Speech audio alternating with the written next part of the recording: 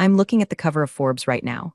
Alex is smiling that smile, the one that looks like he just invented electricity or fire or maybe God himself. The headline reads, "The Sole Architect, How One Man Built a Billion-Dollar Empire from Nothing." It's a great photo. The lighting is perfect. It hides the fact that he hasn't written a line of code since 2017. It hides the fact that his vision was usually just a manic scribble on a napkin that I had to turn into a patentable reality. But mostly, it hides me. I'm Mira. To the new hires, I'm the quiet woman in legal who sends emails about compliance training. To the board, I'm a line item. But to that man grinning on the magazine rack, I'm the person who owns 49% of the company he's trying to sell out from under me. He thinks I'm a ghost. Thinks because I don't tweet, I don't exist. He's about to find out that ghosts haunt houses, but lawyers foreclose on them. Before I get into how I dismantled a billion-dollar IPO with a single red folder, you need to understand the architecture of the lie. This isn't a story about a messy breakup. It's a story about a breach of contract. And if you're into watching corporate arrogance get surgically removed without anesthesia, you might want to stick around. Also, if you enjoy seeing tech bros get what's coming to them, hit subscribe and drop a like. It helps the algorithm almost as much as Alex thinks he helps the world. Thanks, guys. Let's rewind 6 years. We weren't in a glass-walled office in Palo Alto back then. We were in a studio apartment in San Jose that smelled like mildew and stale Red Bull. Alex was the charisma. It was the guy who could walk into a room of skeptical venture capitalists and sell them sand in a desert.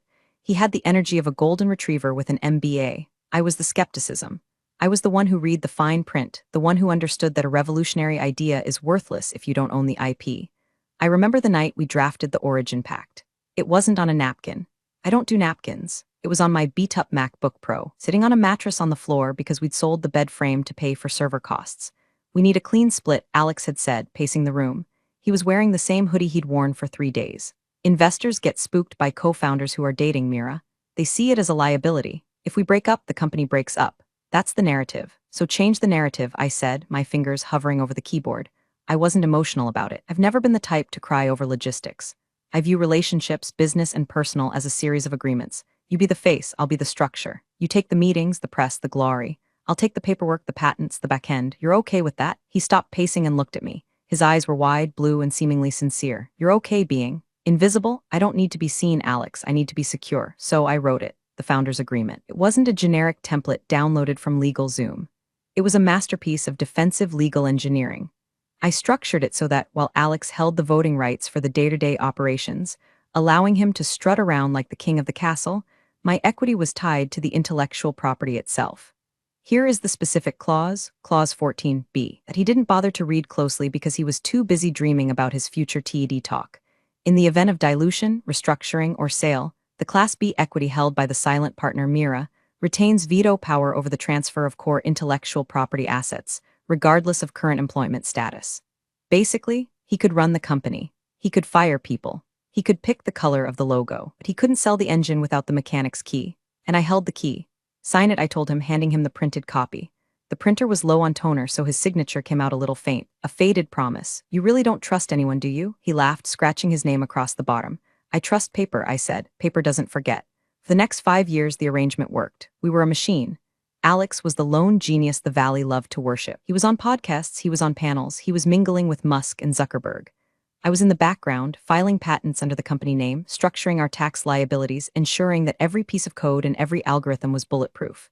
We grew fast. We went from that studio apartment to a Series A, then a Series B. We hired 100 people, then 500. The money started pouring in. Alex bought a Tesla, and he bought a house in the hills. I bought a nice condo and put the rest in index funds. I didn't change my lifestyle much. I liked the work. I liked the quiet power of knowing that while Alex was the one shouting from the mountaintop, I was the one who built the mountain. But success acts like a solvent on relationships. It dissolves the glue that holds people together. The late nights working together turned into late nights working apart. He was at dinners. I was at the office. He was networking in Aspen. I was auditing our cloud, spending in a windowless room. I started to notice the shift in his language first. It was subtle. In the beginning, it was always we. We crushed that quarter. We need to hire more engineers. By year 4, that we had evaporated. It was I think the market is shifting. I decided to pivot the product roadmap. I didn't say anything. I let his ego inflate. I thought it was just the cost of doing business. I thought we were still partners where it counted on paper. I thought the Origin Pact was sacred. I was naive. For a smart woman, I was incredibly stupid. I assumed that because I had the legal leverage, I didn't need to play the social game. I assumed that gratitude was a renewable resource. It isn't. Gratitude has a half-life, and Alex's was decaying rapidly. Cracks didn't show until the incident with the initial investors. We were closing a massive round of funding, $50 million. The lead investor, a shark named Marcus who I actually respected because he was as cold-blooded as I was, asked for a breakdown of the cap table, the ownership structure.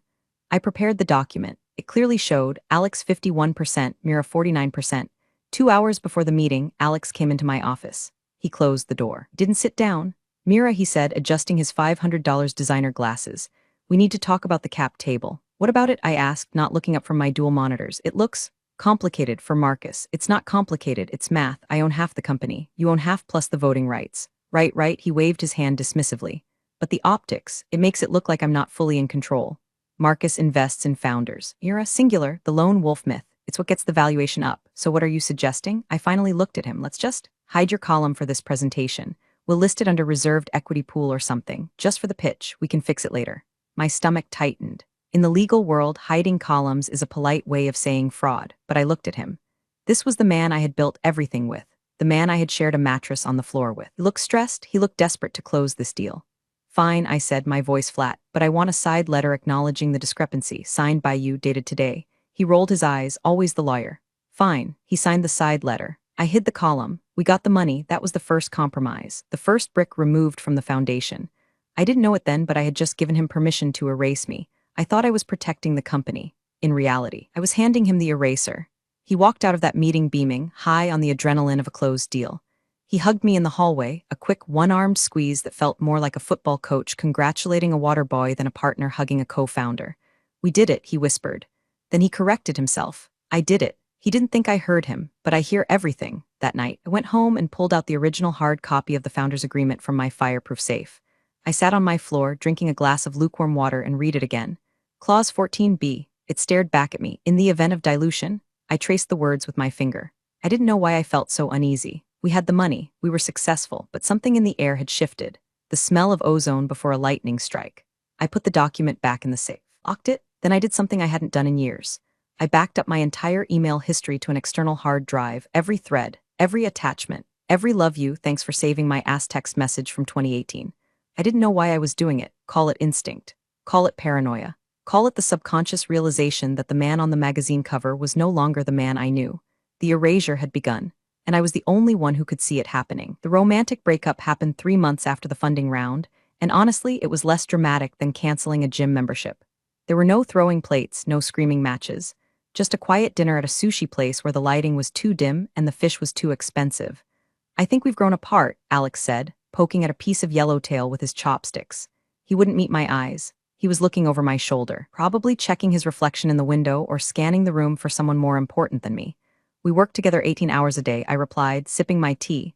How much closer can we get? That's the problem, Mira. It's too much, I feel. Stifled, I need space to breathe. To expand. To expand, I repeated. It was such a VC buzzword to use in a relationship conversation. I half expected him to show me a slide deck on why our romantic ROI was plummeting. Yeah, space. I think we should end the personal side of things. Just focus on the mission, I agreed. Truthfully, I was tired too. Tired of being the grounding wire for his unlimited voltage. Tired of managing his moods, his anxieties, his sudden shifts in direction. A clean break personally seemed logical. We were professionals. We could handle it. But Alex didn't want a clean break. He wanted a clean slate. The week after he moved his stuff out of my condo, the blur began. It started with the calendar invites. The Monday morning all-hands meeting, the one I had run for 4 years, suddenly disappeared from my Outlook. I walked over to his office. His assistant, a 22-year-old named Chloe who looked at Alex like he was a K-pop idol, tried to stop me. He's in a strategy session, Mira. He said no interruptions. I'm a co-founder, Chloe. I don't interrupt. I convene. I opened the glass door. Alex was sitting at the head of the table, surrounded by the new VPs we had just hired, VP of Marketing, VP of Product, VP of Vibes, I'm not kidding. They all fell silent when I walked in. On the whiteboard, there was an organizational chart. My name wasn't on it. Mira. Alex stood up, his smile tight, plastered on like a sticker. Just brainstorming, high-level stuff. Didn't want to bore you with the blue sky thinking. I know you hate the fluff. I don't hate fluff, Alex. I hate being excluded from decisions that affect my equity. You're not excluded, he laughed, a nervous, jagged sound. You're just insulated. Look, we just broke up. It's awkward for the team. I thought you'd want some time, some distance. To heal, to heal. He was weaponizing our breakup to push me out of the boardroom. He was framing my exclusion as an act of mercy. It was brilliant in a sociopathic kind of way. I don't need to heal, Alex. I need to work. Why is my name missing from the org chart? He walked over to me, lowering his voice, putting a hand on my shoulder. It felt heavy, patronizing. It's just a draft, Mira. Just optics for the new hires. They get confused with two bosses. We need a clear chain of command. You're still? You're the legal eagle, the brain. Nothing changes on paper. Nothing changes on paper, I echoed. Exactly. Go take a personal day. Get a massage. You look tired. I didn't take a massage.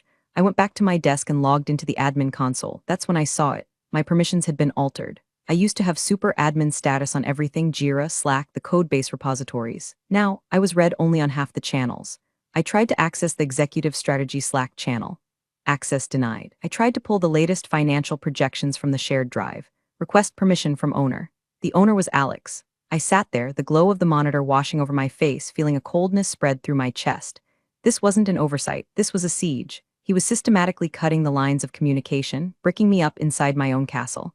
I could have stormed back into his office. I could have made a scene. I could have screamed until the glass walls shook. That's what he wanted. He wanted me to be the crazy ex-girlfriend. He wanted to paint me as unstable, emotional, unfit to lead. If I screamed, I validated his narrative, so I did the opposite. I went silent. I accepted the read-only status.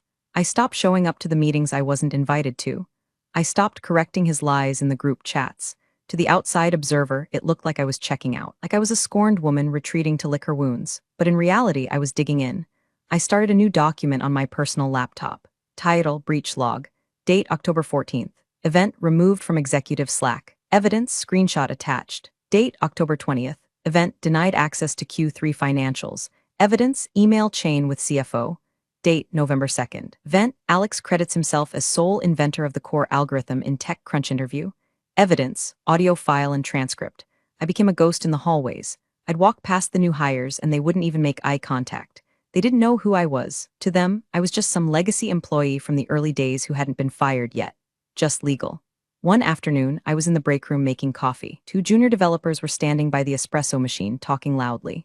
Did you see Alex's tweet? One asked. Talking about how he coded the first version of the platform in a cave with no Wi-Fi. The guy is a beast. Legend, the other agreed. I heard the original co-founder couldn't hack it. Some girl he dated, apparently she just did the filing and tried to claim half the credit. I stirred my coffee. The spoon clinked against the ceramic mug. A sharp, clear sound. Actually, I said, turning to them. They jumped. I didn't do the filing. I wrote the patent that ensures you have a job, and Alex didn't code in a cave. He coded in my living room, and he quit 3 times because he couldn't figure out the API integration. I had to fix it while he played FIFA. They stared at me, eyes wide, mouths open. Enjoy the coffee, I said, and walked out. I was shaking, not from fear, but from rage. It wasn't just the money anymore. It was the history. He was rewriting the past, pixel by pixel, until I was nothing but a smudge on the lens. I went back to my office and closed the door. I pulled up the founder's agreement again. I looked at the restructure clause. If he wanted to play optics, fine. I'd play law. I realized then that I couldn't just wait for him to slip up. I had to let him think he had won. I had to let him feel so safe, so untouchable, that he would make the one mistake that is fatal to all narcissists: arrogance. He thought he was burying me, but he forgot that I'm a seed, and seeds grow best in the dirt. December came with a chill that the California sun couldn't touch. The office was buzzing with holiday energy, but for me, it felt like walking through a wake. The restructure memo hit my inbox at 4:55 p.m. on a Friday. Coward's timing. Subject: organizational alignment and future equity, incentives from Alex, CEO. 2. Mira. Per our discussions regarding your desire for a reduced role to focus on personal well-being, we are transitioning your title from co-founder and chief legal officer to founding advisor. This aligns better with your current bandwidth. Your 49% equity stake will be recategorized as non-voting advisory shares to streamline our cap table for upcoming growth rounds. Please sign the attached acknowledgement. I stared at the screen. Per our discussions regarding your desire, we had never discussed this. He was hallucinating a reality and asking me to sign off on it. And recategorizing my shares? That wasn't a thing. You can't just change the DNA of stock because it's inconvenient. Didn't sign it. Instead, I printed it out and added it to the breach log.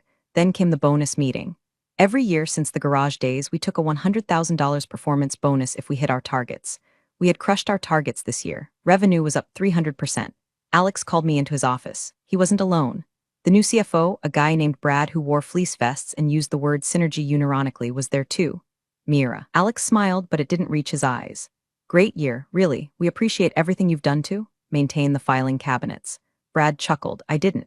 We're making a strategic decision to reinvest all executive bonuses back into the company this year, Alex said, leaning back in his air-own chair.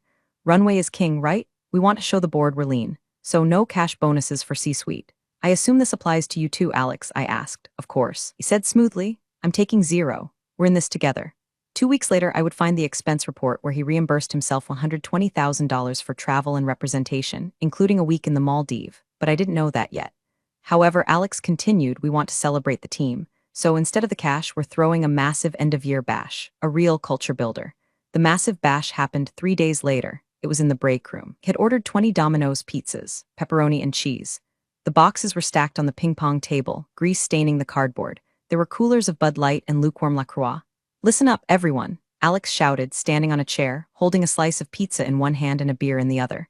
The entire company, 200 people, gathered around. They looked tired. They had been working 80-hour weeks for the promise of equity that was slowly being diluted. This year was a rocket ship, Alex yelled, and it's all thanks to me. He paused for effect. A few people laughed nervously. I'm kidding, it's thanks to you guys, the rock stars, the ninjas. He went on for 10 minutes praising the sales team, the dev team, the marketing team. He didn't mention legal, he didn't mention me. Then came the punchline. And hey, I know some of you were hoping for bonuses, Alex said, his voice dropping to a conspiratorial whisper. Let me tell you a secret. Cash is trash. Equity is freedom. Founders know that. That's why Mira and I gave up our bonuses this year to buy you. Pizza, he gestured to the greasy stacks. Because next year we save even more. Founders eat free, baby. The room erupted in applause. They cheered him. They cheered the man who had stolen their bonuses and bought them $5 pizzas. I stood in the back, leaning against the wall. I was wearing a black dress, holding a paper cup of warm, sparkling water. I watched him bask in the adoration. He looked over the crowd and locked eyes with me. He winked, a smug, triumphant wink. See, it said, I own them. I own the narrative. You are nothing. That wink was a mistake. Something inside me snapped, not with a bang, but with a click like a lock engaging. I looked at the pizza. I looked at the cheering sycophants. I looked at Alex, the false god of the open plan office. You want to play Founders Eat Free? I thought, okay. Let's see who starves first. I put my cup down in the trash. I didn't say goodbye to anyone. I walked out of the break room, down the hall, and into the server room. I wasn't an engineer, but I had the keys. I needed to check one thing. I logged into the master repo using a backdoor admin account I had set up 3 years ago for emergency redundancy. Alex had removed my main account, but he had forgotten about the emergency protocol. He was sloppy. He always focused on the UI, never the backend. I was still in. I navigated to the legal folders hidden deep within the drive structure, the ones only the founders were supposed to see. I found the folder labeled IPO prep. I opened it. There were drafts of the S1 filing. I scanned them quickly. Founder, Alex last name. Ownership, 100%. He had done it. He had actually put it in writing. He was preparing to file for an IPO claiming 100% ownership. He was going to sell the company to the public, and he was going to leave me with nothing but advisory shares and pizza.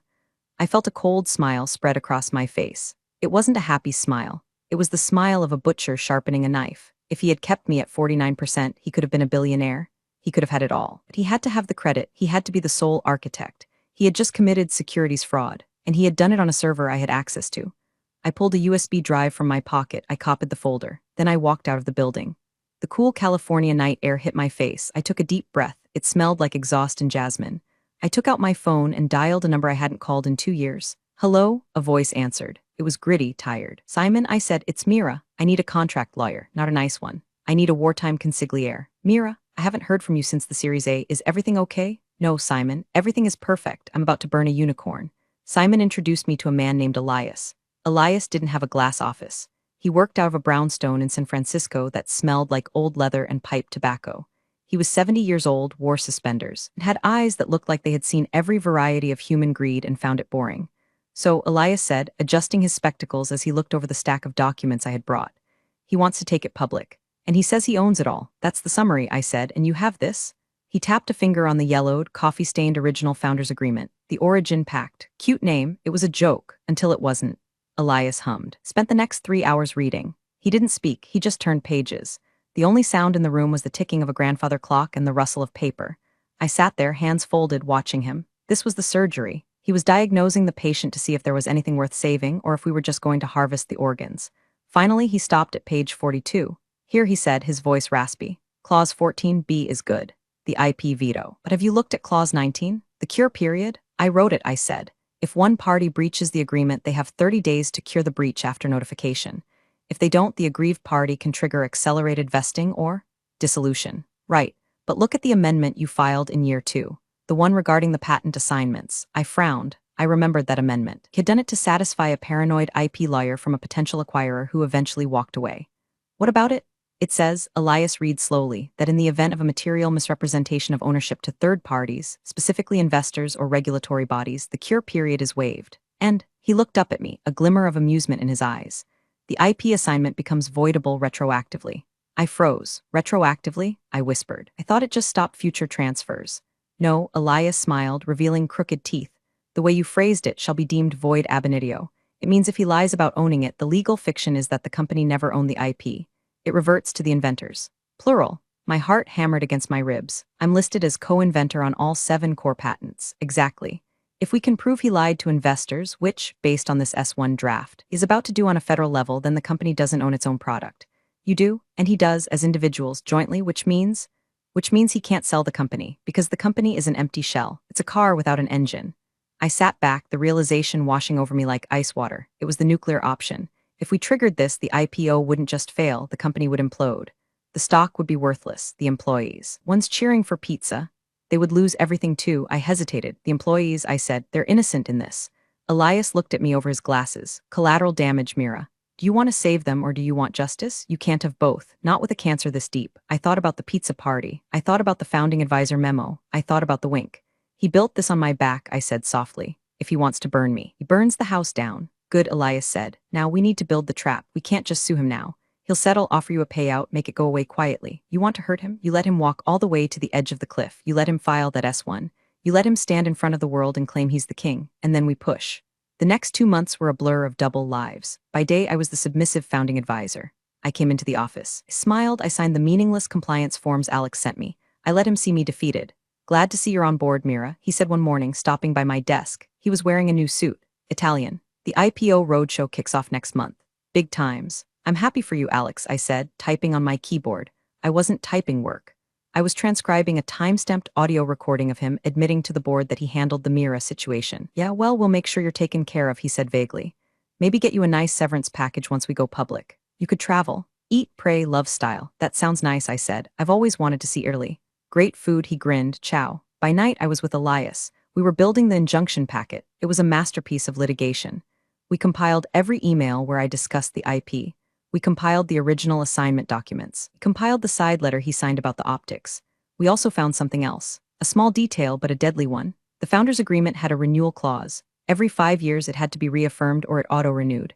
The 5-year mark had passed 6 months ago. Alex hadn't reaffirmed it. He hadn't canceled it. He had ignored it. He thinks it expired. Elias chuckled one night, pouring us both a scotch. He thinks because the initial term was 5 years. He's free and clear. But Clause 22, I said, reciting it from memory. Unless explicitly terminated in writing by both parties, this agreement shall automatically renew for successive 5-year terms. He didn't read to the end, Elias said. Hubris is a hell of a drug. We had him. We had him on contract law. We had him on IP law. We had him on securities fraud. But we needed the timing to be perfect. The S1 filing is scheduled for Tuesday. I told Elias. He's doing the ringing of the bell ceremony. Well, the metaphorical one. The roadshow kickoff event is at the Ritz-Carlton. All the institutional investors will be there. Is he speaking? Yes, he's doing the keynote, the sole visionary. Elias nodded. That's the moment, when he publicly claims ownership. That's the trigger event for the misrepresentation clause. So we interrupt the wedding, I said. No, Elias smiled. You object when the priest asks if anyone knows a reason why these two should not be wed. And we bring receipts. I went home that night and stared at the ceiling. I felt a strange calm. The panic was gone. The hurt was gone. There was only the cold, mechanical ticking of the clock. The trap was set. The bait was laid, and the rat was hungry. The IPO hype machine is a loud, vulgar beast. It eats truth and defecates money. In the weeks leading up to the filing, the office transformed into a cult of personality. Giant posters of Alex's face appeared in the lobby. Quotes from his visionary blog posts were stenciled onto the glass walls of the conference rooms. Innovation is the refusal to accept the status quo. Alex, I wanted to vomit. Innovation? His biggest innovation was figuring out how to expense a private jet as research. The company website was scrubbed. My bio page, which had already been buried 3 clicks deep, was deleted entirely. Our story page was rewritten. It now described a heroic journey of a solitary genius toiling in a garage, my garage, to change the world. Alex, I noticed the website update, I said during a passing moment in the break room. Oh, yeah, he said, not breaking stride. Marketing thought it was cleaner. A single narrative cuts through the noise. You get it. I get it, I said. Then came the Wired article. The headline, The Last True Founder. The article described Alex as the Steve Jobs of enterprise SaaS. It mentioned early contributors who had fallen away as the vision crystallized. I was an early contributor. I was the moss he scraped off his shoe. He started promising equity like it was confetti. He held town halls where he told the new VPs that the IPO would make them all millionaires. Bought loyalty with money he didn't have yet. We're going to be the biggest listing of the year, he shouted. Amidst the circus, I was given one final task. The compliance officer, a nervous woman named Sarah who was terrified of Alex, asked me to review the executive integrity disclosures for the S1. Alex is too busy to read the fine print, Sarah apologized. He said you could handle the boilerplate. Happy to help, I said. I took the document. It was standard stuff, confirming no prior felonies, no conflicts of interest. But there was a section on material adverse events. I added a single sentence to the disclosure addendum. It was buried in paragraph 40, subsection C. The company acknowledges that any pending disputes regarding intellectual property ownership or founder equity standing at the time of filing constitute a material barrier to public listing. It was a standard clause, actually. By having Alex sign off on the package that contained this clause, I was getting him to legally acknowledge that an ownership dispute would stop the IPO. I sent the packet to Alex via DocuSign.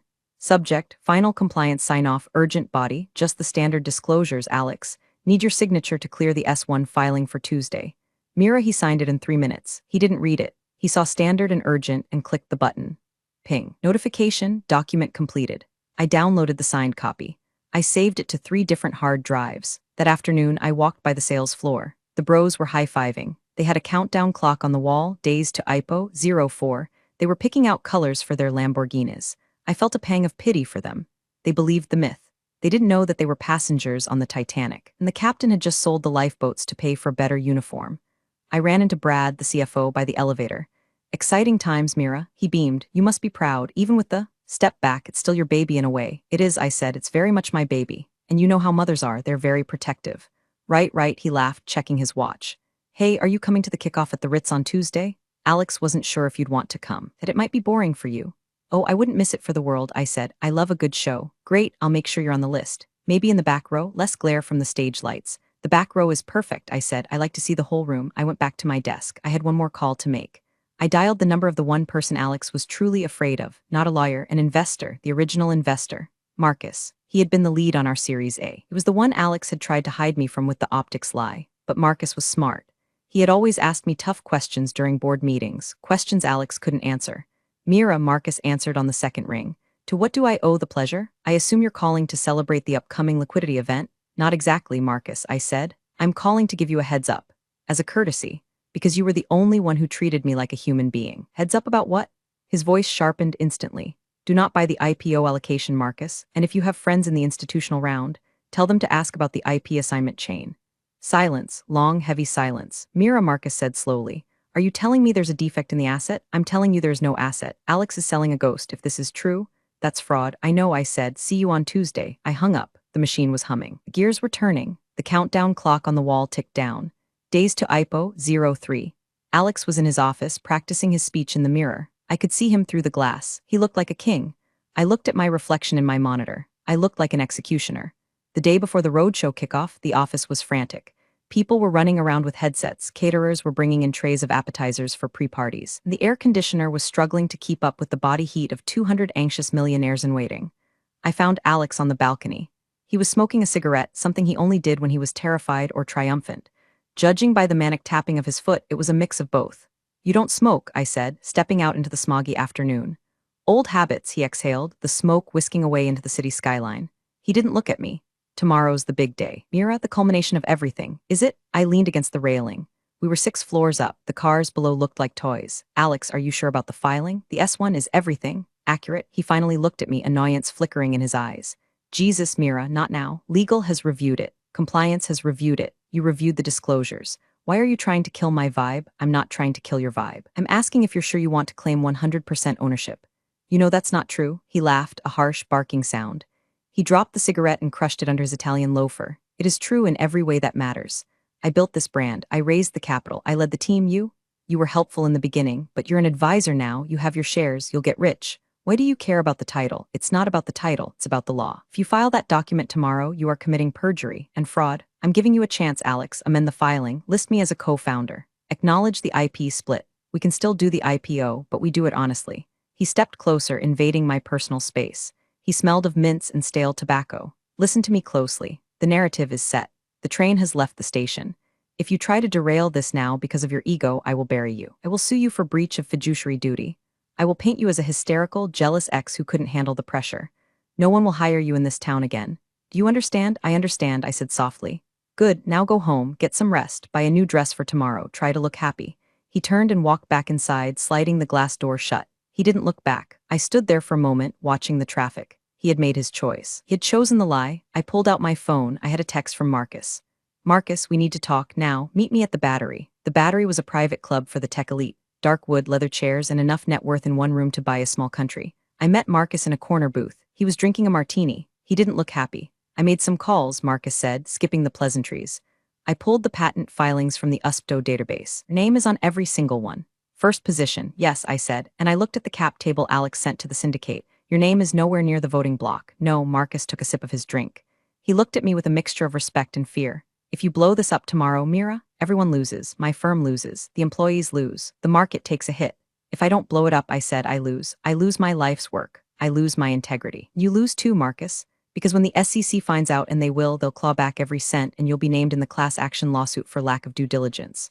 Marcus flinched. He knew I was right. What do you want? He asked. I don't want money, I said. I want the truth. I want the record corrected. And I want my company back. Your company? It was never his, I said. He was just the front end. I'm the back end. Marcus stared at me for a long time, and he nodded slowly. The institutional buyers, the guys from Goldman, from Sequoia, they're going to be in the front row tomorrow. They ask questions during the Q&A. I know, if a material question regarding ownership is raised, and the CEO cannot answer it satisfactorily, the bankers will freeze the offering. Immediately. That's the plan, Marcus sighed. He pulled out his phone and typed a message. I'm not going to stop you. In fact, I might have a question of my own. He showed me his screen. It was a draft email to the other syndicate leads. Subject, urgent due diligence inquiry IP chain of title. Thank you, Marcus, I said. Don't thank me, he grunted. I'm just saving my own ass. You're terrifying, you know that? I'm just a lawyer, I smiled. We're only terrifying when you didn't read the contract. I left the club and walked home. The city was lighting up. The Salesforce Tower loomed over the skyline, a giant glowing phallus of tech dominance. I went to my apartment. I laid out my outfit for tomorrow. A sharp, charcoal gray suit, not a dress, a suit, armor. I called Elias. Is the packet ready? Printed, bound, and notarized, Elias croaked. I have 5 copies. One for the SEC, one for the underwriters, one for Alex, one for you, and one for the press.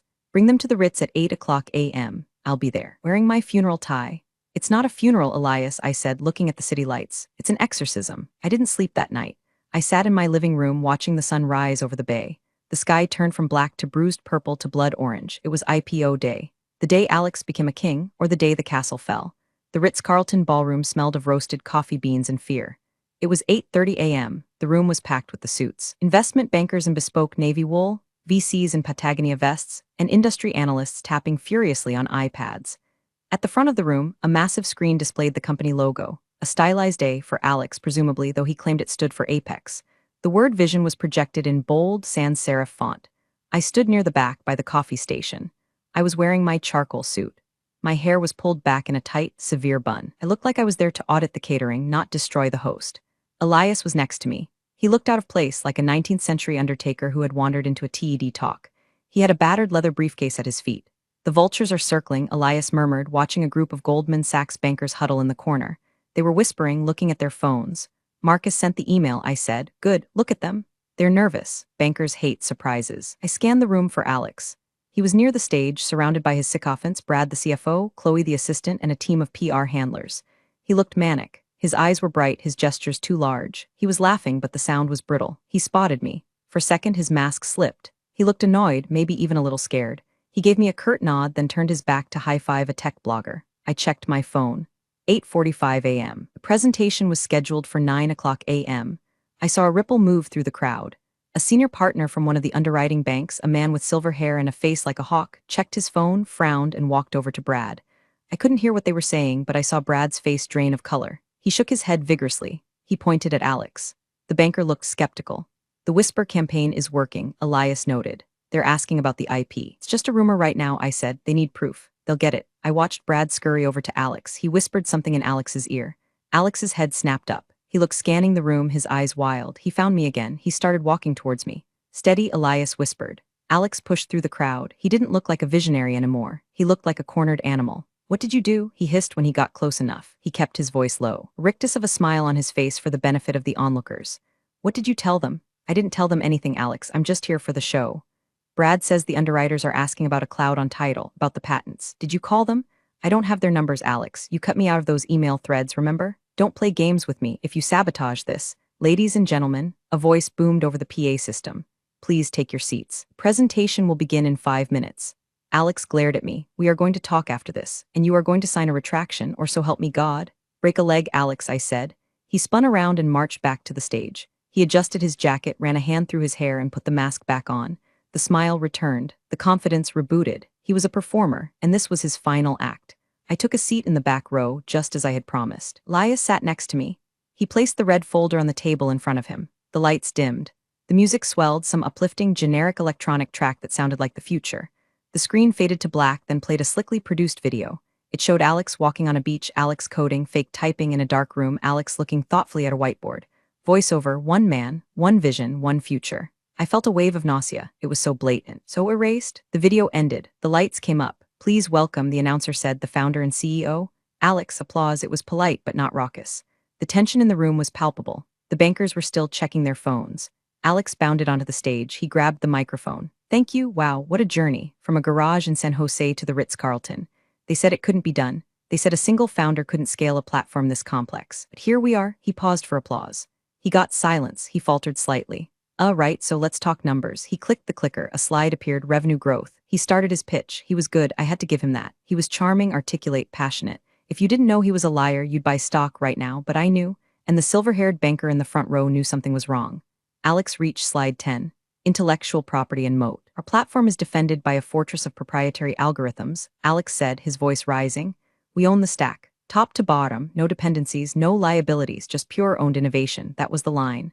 The silver-haired banker raised his hand. It wasn't a Q and a session yet. You don't interrupt the pitch. Alex froze. We'll do Q and at the end, Peter. This is a fundamental question, Alex, Peter said, standing up. The room went deathly silent. Received an inquiry this morning regarding the assignment chain of the core patents 1 through 7. Can you confirm on the record that you are the sole assignee? Alex laughed. It was a terrible sound, of course. It's a clerical thing. I'm the founder. The company owns the IP. Is there a co-inventor? Peter asked. Mira last name. Alex gripped the podium. His knuckles were white. She was a contractor. Early days, she has no claim. That's not what the USPTO database says, Peter said, and that's not what your founder's agreement says.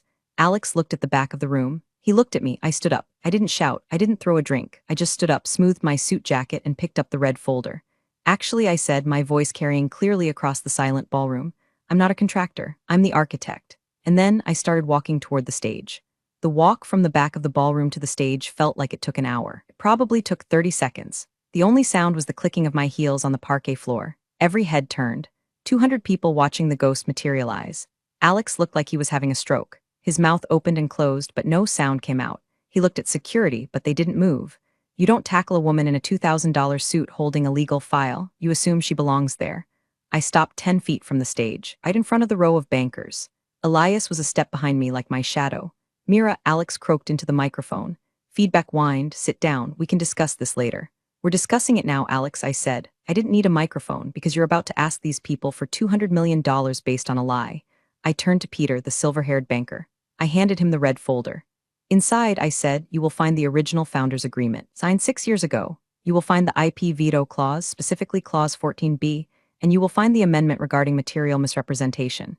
Peter opened the folder. He put on his reading glasses. The other bankers leaned in like seagulls spotting a French fry. What is this? Alex shouted, trying to regain control. This is blackmail. She's a disgruntled ex-girlfriend. She's trying to sabotage the company. Clause 14B. Peter read aloud, his voice dry and devoid of emotion. The silent partner retains veto power over the transfer of core intellectual property assets. He looked up at Alex. Did you disclose this restriction in the S1? It's invalid, Alex yelled. The agreement expired. It was a 5-year term. Clause 22, Elias spoke up for the first time. His voice was gravel. Automatic renewal unless terminated in writing. Did you terminate it in writing? Mr. CEO, Alex went pale. I thought. He didn't, I said, so the agreement is active, which means I own 49% of the company, and I have veto power over this IPO. The room erupted. Murmurs turned into shouts. Analysts were furiously typing. This was a disaster. This was the fire festival of finance. But it gets better, I said, raising my voice slightly to cut through the noise. Because Alex just stood on the stage and claimed sole ownership to a room of investors, he triggered the misrepresentation amendment. Peter flipped to the back of the folder. He read the clause, his eyes widened. The IP reverts, Peter whispered. Void ab initio. He looked at the other bankers. He closed the folder. We're out, Peter said. What? Alex dropped the microphone. It hit the floor with a deafening thud. Goldman is withdrawing from the syndicate, Peter said, standing up. Cannot underwrite an offering where the underlying assets are in dispute. This IPO is dead. You can't do that, Alex screamed. He jumped off the stage. He looked manic, sweaty, terrifying. I built this. I am the brand. You're a liability, Peter said coldly. Alex turned to me. He looked like he wanted to hit me. He looked like he wanted to cry. Why? He whispered. Why would you burn it all down? You lose too, Mira. Your stock is worthless now. You just cost yourself $50 million. The room fell silent again, waiting for my answer. I didn't do it for the money, Alex, I said. I looked him dead in the eye. I did it because you forgot the first rule of engineering. What? He spat. You never build on a cracked foundation. I turned to Elias. Serve him. Elias reached into his battered briefcase and pulled out a thick envelope. He handed it to Alex. You are hereby served with a cease and desist regarding the use of Mira's patented technology, Elias said, and a lawsuit for breach of contract, fraud, and breach of fiduciary duty. Alex held the envelope like it was radioactive. The investors were already leaving. The suits were checking the exits, calling their offices, trying to distance themselves from the blast radius. The screen behind Alex still flashed, vision. It looked like a joke now. I looked at Brad. CFO, he was slumped in his chair, head in his hands. I looked at the sales bros in the back. They weren't high-fiving anymore. They looked terrified. I'm sorry, I said to the room, though I was mostly speaking to the employees. But he stole the company. I'm just taking it back. I turned and walked out. I didn't look back at Alex. I didn't need to see him crumble. I heard it. I heard the shouting, the accusations, sound of $1 billion valuation evaporating into thin air. I walked out of the ballroom, through the lobby, and out onto the street. The sun was shining. It was a beautiful day in San Francisco. My phone buzzed. It was a notification from the Wall Street Journal. Breaking, tech unicorn IPO halted amidst founder fraud allegations. I smiled. I hailed a cab. Where to? The driver asked. The nearest pizza place, I said. I'm starving. The fallout was radioactive. The company didn't survive the week. Once the IPO was pulled and the fraud allegations hit the press, the VCs triggered their liquidation preferences. They stripped the carcass of whatever cash was left to recoup their investments. Alex was fired by the board 3 days later. They tried to save face, blaming it all on a rogue CEO. But the damage was done. The brand was toxic. The SEC investigation took 6 months. Alex settled. He was banned from serving as an officer of a public company for 10 years and had to pay a massive fine. He lost the house in the hills. He lost the Tesla. Last I heard, he was trying to launch a crypto scam in Dubai. He's shilling alpha male mindset courses on TikTok now. As for me, I didn't get the $50 million. The stock is worth zero. The paper wealth evaporated. But I got the IP.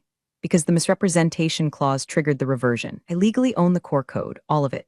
The engine that ran the billion-dollar machine is sitting on a hard drive in my safe. I could sell it. Google has called. Microsoft has called. They offered me enough money to buy an island. I haven't sold it yet. I started a new company. It's small. Just me and 3 engineers, the 2 guys from the coffee machine who Alex mocked, and Sarah from compliance, who is actually a brilliant ops manager. We work out of a small office in Oakland. No glass walls. No Vibes VP, no magazine covers. We're rebuilding the platform, but we're doing it right this time. We're calling it Architect, and the founder's agreement, it's 1 page. It says, we tell the truth, we share the credit, and nobody eats pizza instead of a bonus. Sometimes, late at night, I check Alex's Instagram. He looks tired.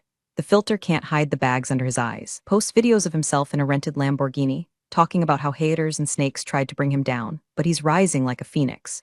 He has 500 views. I drink my wine, a very expensive Cabernet that I bought with the settlement money from the defamation suit I won against him, and I watch.